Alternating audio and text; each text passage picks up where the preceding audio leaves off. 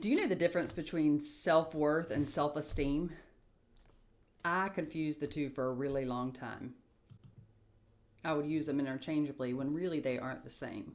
I'm wrapping up this series on self-worth, and I thought it would be good to make sure that we're clear on what that actually means. I heard it described this way, and I think it's helpful. Self-worth is like the trunk and the roots of a tree, and self-esteem is like the branches.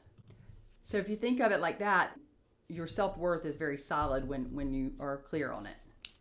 Whereas branches in a tree kind of can move with the wind. It's affected. And so our self-esteem is what we think and feel and believe about ourselves. And it can be swayed by things outside of ourselves.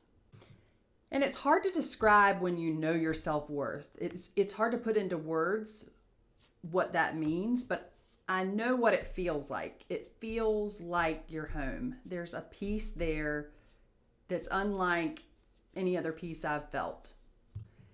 And I don't feel like it's like a destination, like, oh, know my self-worth for the rest of my life, I'm going to be good on that.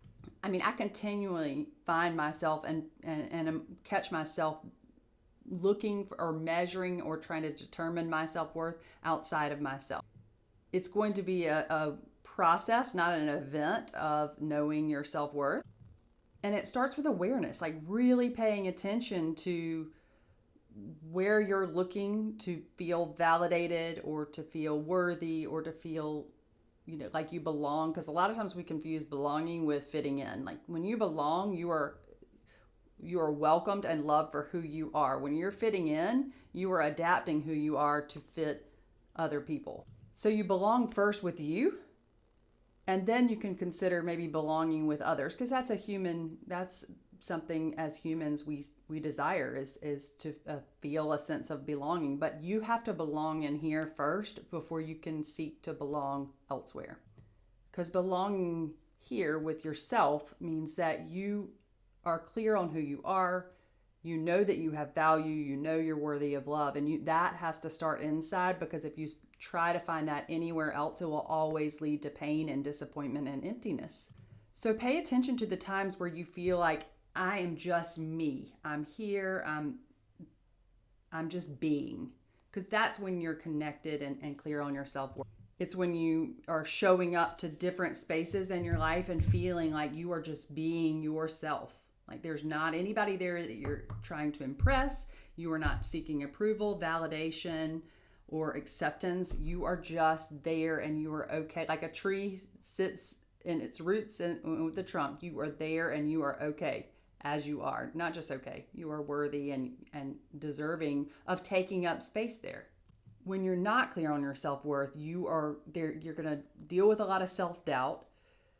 You will put others' needs in front of your own. So you will be a people pleaser.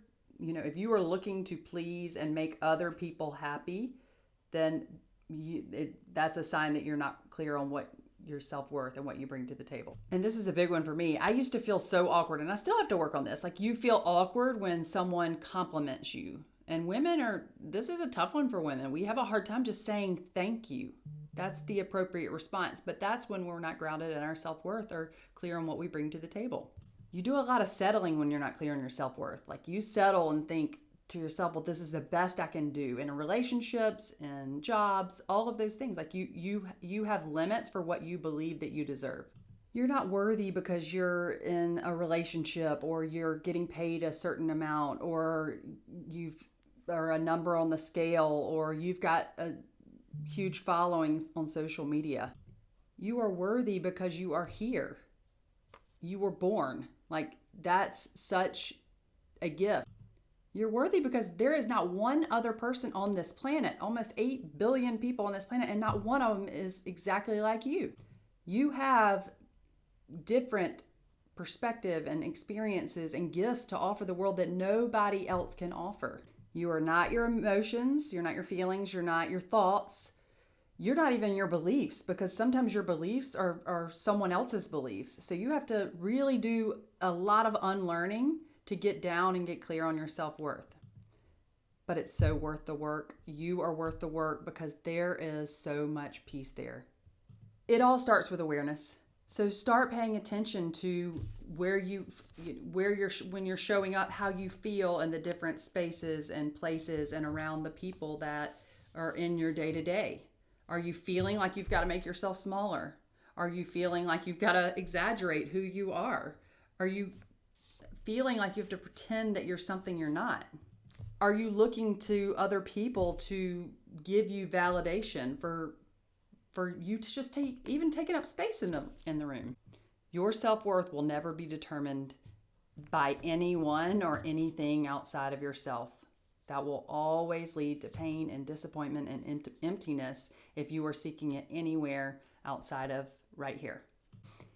If you found this valuable, I hope you will share it with a friend. But don't just send the link. Send them a sincere or genuine compliment along with the link, something that you value, admire, or appreciate about them.